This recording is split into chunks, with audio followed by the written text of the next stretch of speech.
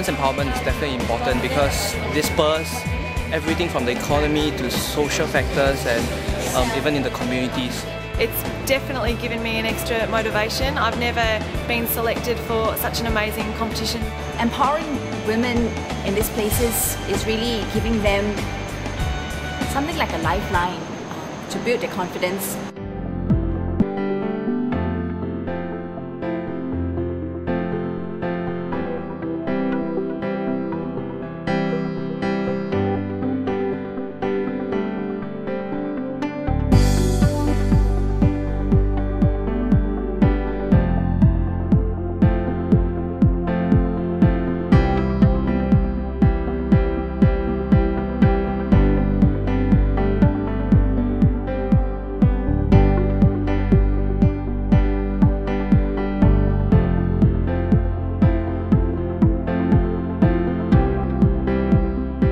I think the one thing that amazes me about them actually is actually the sense of community that is amongst them, because I think that's where they will mentor each other, they will expand each other's networks, and they will be a support network for one another.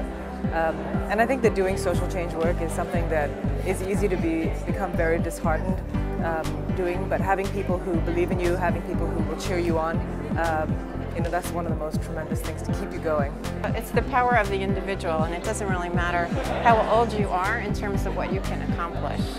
And this international element, I mean, finding an Australian who is doing something in Nepal and on top of that speaks Nepalese, I don't think you do that every day. Genevieve, back there again. What is a young 19-year-old Australian doing in Kenya? Unless, of course, as is the case here, she deeply believes in this. This is the sort of stuff that makes you positive and optimistic. Before coming here, actually, the women I'm going to work with, I went to their village and they are waiting for something like this to start because they have seen the potential of their own craft from the neighboring village, which has already succeeded. So they're eagerly waiting to start something, and I told them I'll try my best.